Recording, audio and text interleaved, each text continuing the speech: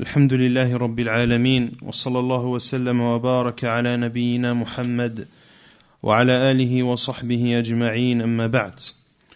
Continue la lecture, la traduction du livre Qasas al-Anbiya du Cheikh Abdurrahman al-Sa'di rahimahullah ta'ala.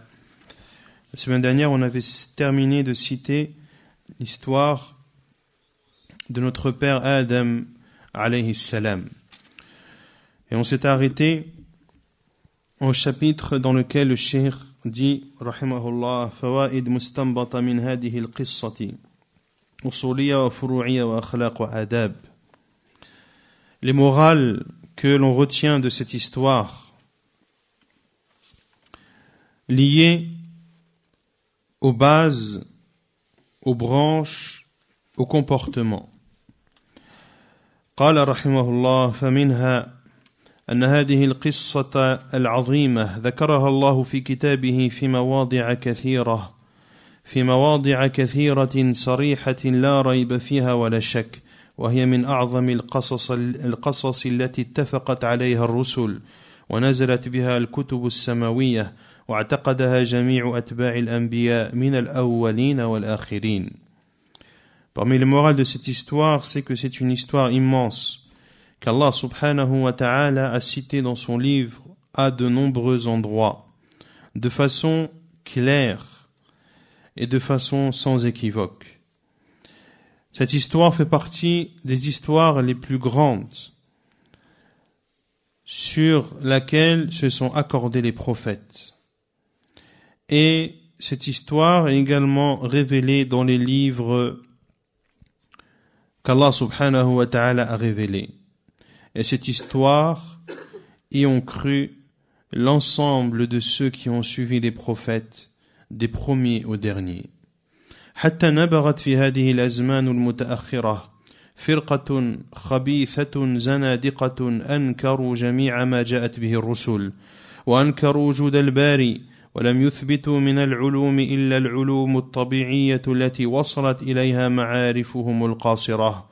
فبناء على هذا المذهب الذي هو أبعد المذاهب عن الحقيقة شرعا وعقلا أنكروا آدم وحواء وما ذكره الله ورسوله عنهما. Donc, tous les suiveurs des prophètes, des premiers aux derniers, ont cru en cette histoire de Adam et de Hawa, jusqu'à ce que soit apparu dans ces derniers temps un groupe d'athées mauvais qui ont renié l'ensemble de ceux avec quoi sont venus les prophètes et ont renié l'existence d'Allah subhanahu wa ta'ala et n'attestent des sciences que les sciences naturelles auxquelles sont parvenues leurs connaissances limitées. Et en se basant sur cette pensée qui est la plus éloignée des pensées de la réalité, que ce soit religieusement ou même de façon rationnelle, ils ont renié Adam et Hawa et ce qu'Allah a cité et son prophète à leur égard. وزعموا أن هذا الإنسان كان حيوانا قردا أو شبيها بالقرد حتى ارتقى إلى هذه الحال الموجودة، وهؤلاء اغتروا بنظرياتهم الخاطئة المبنية على ظنون عقول من أصلها فاسدة، وتركوا لأجلها جميع العلوم الصحيحة خصوصا ما جاءتهم به الرسل. وصدق عليهم قوله تعالى فلما جاءتهم رسلهم بالبينات فرحوا بما عندهم من العلم وحاق بهم ما كانوا به يستهزئون. Ils ont prétendu que l'être humain était un animal était un singe ou ressemblant à un singe, et avoir évolué jusqu'à être dans son état actuel. Ceux-ci ont été trompés par leur façon de voir fausse, basée sur des suppositions émanant de raisons erronées à la base. Ils ont délaissé pour cette façon de penser l'ensemble des sciences authentiques et de façon précise ce qu'ont apporté les prophètes comme information. Et s'applique sur eux la parole d'Allah subhanahu wa ta'ala. Lorsque les messagers leur apportaient les preuves évidentes, ils exaltaient des connaissances qu'ils avaient. وحاق بهم ما كانوا به يستهزئون. Et ceux dont ils se moquaient les enveloppa. Et ceux dont ils se moquaient les enveloppa. وهؤلاء أمرهم ظاهر لجميع المسلمين ولجميع المثبتين وجود الباري ويعلمون أنهم أضل الطوائف ولكن تسرب على بعض المسلمين من هذا المذهب الدهري بعض الآثار والفروع المبنية على هذا القول إذ فسر طائفة من العصريين سجود الملائكة لآدم أن معناه تسخير هذا العالم للآدميين وأن المواد الأرضية والمعدنية ونحوها قد سخرها الله للآدمي وأن هذا هو معنى سجود الملائكة ولا يستريب مؤمن بالله واليوم الآخر أن هذا مستمد من ذلك الرأي الأفن وأنه تحريف لكتاب الله لا فرق بينه وبين تحريف الباطنية والقرامطة وأنه إذا أولت هذه القصة إلى هذا التأويل توجه نظير هذا التحريف لغيرها من قصص القرآن وانقلب القرآن بعدما كان تبيانا لكل شيء وهدى ورحمة رموزا يمكن كل عدو للإسلام أن يفعل بها هذا الفعل فيبطل بذلك القرآن وتعود هدايته إضلالا ورحمته نقمة سبحانك هذا بهتان عظيم. Et cela, leur situation est claire pour l'ensemble des musulmans et pour tous ceux qui croient en l'existence d'Allah subhanahu wa ta'ala. Et ils savent pertinemment que ce sont les plus égarés des groupes. Mais, malheureusement, certains musulmans ont été influencés par ce courant de pensée et a laissé quelques traces basées sur cette pensée. Lorsque certains contemporains ont expliqué la prosternation des anges à Adam en disant que la signification de cela est la mise à disposition de ce monde aux êtres humains et que les éléments en rapport et que les éléments terrestres et que les minéraux et autres qu'Allah subhanahu wa ta'ala les a mis à la disposition des fils d'Adam. Et ceci est l'explication de la prosternation des anges. Et nul doute, le croyant, celui qui croit en Allah et au jour dernier, ne doute pas que cette interprétation émane de ce courant et de cette pensée néfaste, et que c'est une falsification du livre d'Allah. Il n'y a aucune différence entre cette interprétation et la falsification de l'Batiniyah ou al-Qaramita, qui sont deux sectes, qui, en réalité, ce sont deux noms qui veulent dire la même secte. Et parmi la croyance de al-Batiniyah, leur croyance est basée sur le fait de cacher leur croyance. Pour cela que celui qui montre sa croyance est banni chez eux. Et cela fait partie des bases de leur croyance, de ne pas montrer sa croyance. Quelle est la croyance de l'Batiniyah ? Il croit qu'il y a deux divinités. Et que les deux divinités, ils n'ont pas de moment d'existence, ils n'ont pas de début, si ce n'est que l'un a été la cause de l'existence de l'autre. Et parmi la croyance de l'Batiniyah, ils croient que le Coran n'est pas la parole d'Allah, mais que ce sont des paroles apportées par le prophète sallallahu alayhi wa sallam wal a'yadu billah. Et le cheikh dit, il n'y a aucun doute donc que ceci est une falsification du livre d'Allah. Et que si l'histoire de Adam est interprétée de cette façon, eh bien, d'autres falsifications peuvent être faites sur le reste des histoires du Coran. Et le Coran, qui est explicite et qui montre toute chose, qui est une guidée, une miséricorde, deviendrait alors un emblème et permettrait à tout ennemi de l'islam de faire avec le Coran ce qu'il veut. Il abolirait alors par ceci le Coran et la guidée du Coran, et sa guidée serait transformée en égarement, sa miséricorde en punition. Gloire à toi, ceci est un immense mensonge. Est-ce que c'est clair?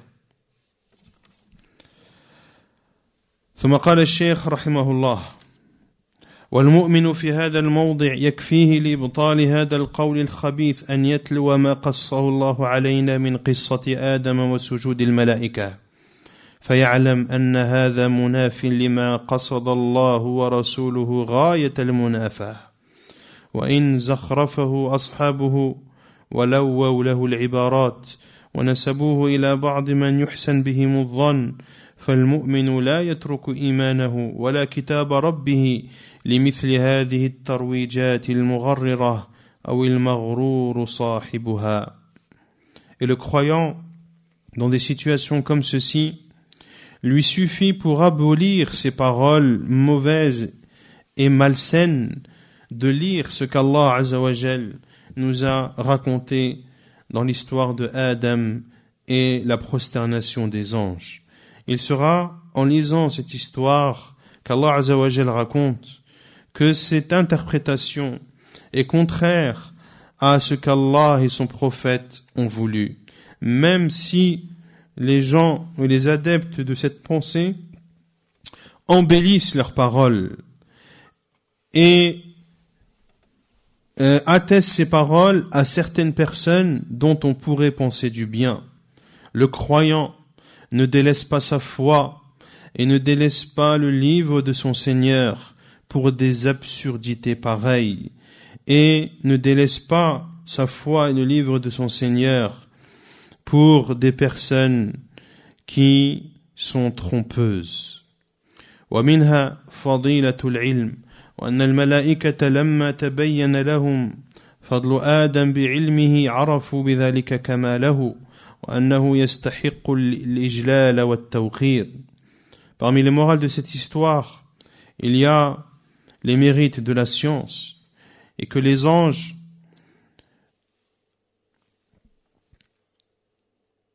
lorsque le mérite d'Adam alayhi salam leur est apparu de par sa science, de par la science qu'Allah Azza wa Jal lui a accordée lorsqu'il lui a enseigné le nom de toute chose, ils ont alors découvert et ont su la complétude de cet être humain et qu'il mérite le respect. ومنها أن من من الله عليه بالعلم عليه أن يعترف بنعمة الله عليه وأن يقول كما قالت الملائكة والرسل قالوا سبحانك لا علم لنا إلا ما علمتنا وأن يتوقع التكلم بما لا يعلم فإن العلم أعظم المنن وشكر هذه النعمة بالاعتراف لله بها والثناء عليه بتعليمها وتعليم الجهال والوقوف على ما علمه العبد والسكوت عما لم يعلمه. Parmi les morales de cette histoire, il y a le fait que celui à qui Allah Azza wa Jal a fait don de la science se doit d'être reconnaissant envers ce bienfait d'Allah sur lui et de dire, comme ont dit les anges et les prophètes, ils ont dit gloire à toi, nous n'avons de science que ce que tu nous as enseigné. Et que la personne ne doit pas parler sans science, car la science est le plus immense des dons. Et la reconnaissance de ce bienfait a lieu ou se fait en reconnaissant ce bienfait à Allah et en le remerciant, en enseignant cette science, en l'apprenant aux ignorants et en parlant de ce que l'on sait et en se taisant lorsque l'on ne sait pas. ومنها أن الله جعل هذه القصة لنا معتبرا وأن الحسد والكبر والحرص من أخطر الأخلاق على العبد فكبر إبليس وحسده لآدم صيره إلى ما ترى وحرص آدم وزوجه حملهما على تناول الشجرة ولولا تدارك رحمة الله لهما لأودت بهما إلى الهلاك ولكن رحمة الله تكمل الناقص وتجبر الكثير وتنجي الهالك وترفع الساقط. Parmi les morales de cette histoire, c'est que la jalousie, l'orgueil et la convoitise sont les plus dangereux des comportements envers le serviteur. Puis le cheikh met un commentaire. قال الحافظ ابن القيم رحمه الله أصول الخطايا كلها ثلاثة الكبر وهو الذي أصار إبليس إلى ما أصاره والحرص وهو الذي أخرج آدم من الجنة والحسد وهو الذي جرأ أحد بني آدم على أخيه فمن وقي شر هذه الثلاثة فقد وقي الشر فالكفر من الكبر والمعاصي من الحرص والبغي والظلم من الحسد انتهى من الفوائد. Puis le cheikh cite une parole de l'imam al-Hafid ibn al-Qayyim rahimahullah dans son livre Al-Fawaid, la page 105. Il dit rahimahullah, la base des erreurs sont de trois. L'orgueil, et c'est ce qui a fait qu'Iblis est arrivé à là où il est arrivé. Wal-hirs, le désir ou la convoitise est ce qui a fait sortir Adam du paradis. Et la jalousie est ce qui a amené l'un des fils de Adam de tuer son frère. Ainsi, celui qui est préservé du mal de ces trois choses est préservé de tout mal. La mécréance provient de l'orgueil. Les péchés proviennent de la convoitise et du désir. Wal-baghi wal-zulm, l'injustice provient de la jalousie.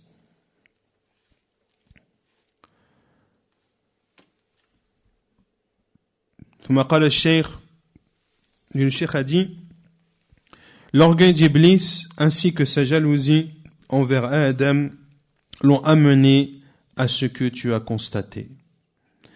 Et la convoitise et le désir de Adam et de sa femme les ont amenés à manger de cet arbre.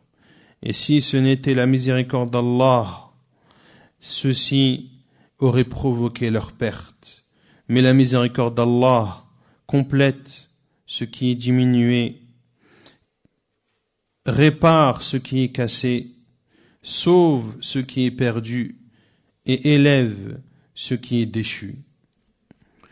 ومنها أنه ينبغي للعبد إذا وقع في ذنب أن يبادر إلى التوبة والاعتراف ويقول ما قاله الأبوان من قلب خالص وإنابة صادقة فما قص الله علينا توبتهما إلا لنقتدي بهما فنفوز بالسعادة وننجو من الهلكة وكذلك ما أخبرنا بما قاله الشيطان من توعدنا وعزمه الأكيد على إغوائنا بكل طريق إلا لنستعد لهذا العدو الذي تظاهر بهذه العداوة البليغة المتأصلة والله يحب منا أن نقاومه بكل ما نقدر عليه من تجنب طرقه وخطواته وفعل الأسباب التي يخشى منها الوقوع في شباكه ومن عمل الحصون الأوراد الصحيحة والأذكار القلبية والتعوذات المتنوعة ومن السلاح المهلك له صدق الإيمان وقوة التوكل على الله ومراغمته في أعمال الخير ومقاومة وساوسه والأفكار الرديئة التي يدفع بها إلى قلب كل وقت بما يضادها ويبطلها من العلوم النافعة والحقائق الصادقة. Parmi les morales de cette histoire, c'est qu'il est demandé au serviteur, lorsqu'il commet un péché, de s'empresser à le reconnaître et à se repentir, et de dire, comme l'on dit, Adam et Hawa, d'un cœur sincère et d'un retour véridique, ce qu'Allah Azza wa Jal nous a raconté dans leur repentir.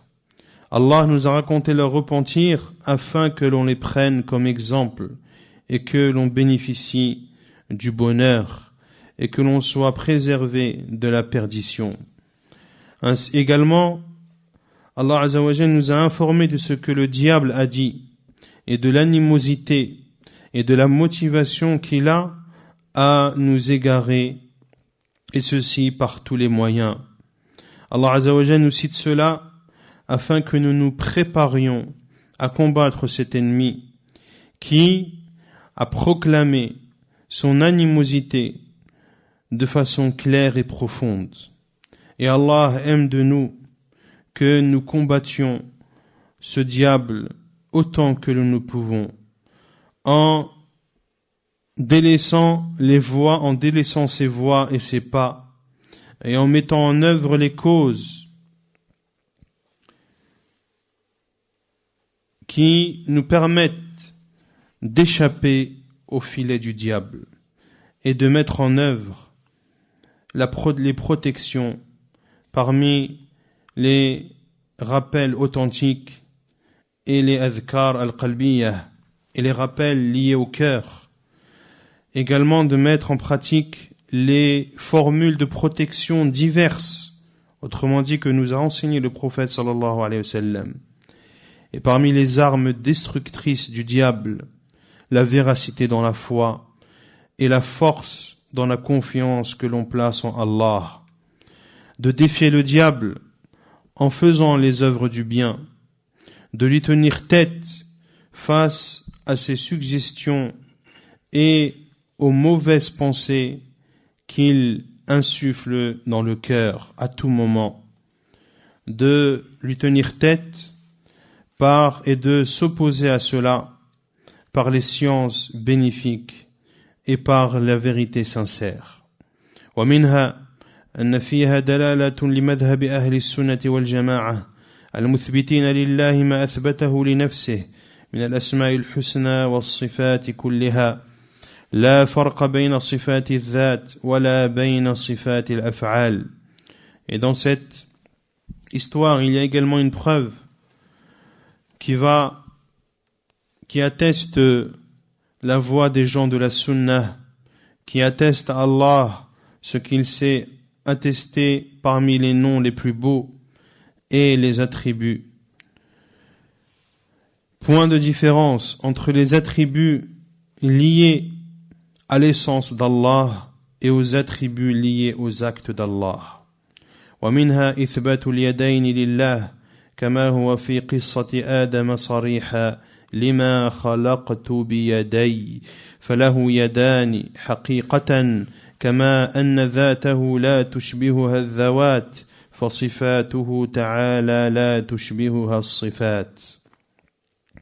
Et parmi les morales de cette histoire, c'est d'attester à Allah Azza wa Jal les deux mains, comme Allah Azza wa Jal se l'est attesté de façon claire dans l'histoire de Adam, lorsqu'il a dit subhanahu wa ta'ala lima khalaqtu biyaday, lorsqu'il a dit au diable, pourquoi ne te prosternes-tu pas devant ce que j'ai créé par mes deux mains? Ainsi Allah a deux mains véritables Et de la même façon que son essence, rien ne lui ressemble, ses attributs également, rien ne leur ressemble. Wallahu a'lam. Wa sallallahu wa sallam wa baraka ala nabiyyina Muhammad wa ala alihi wa sahbihi ajma'in.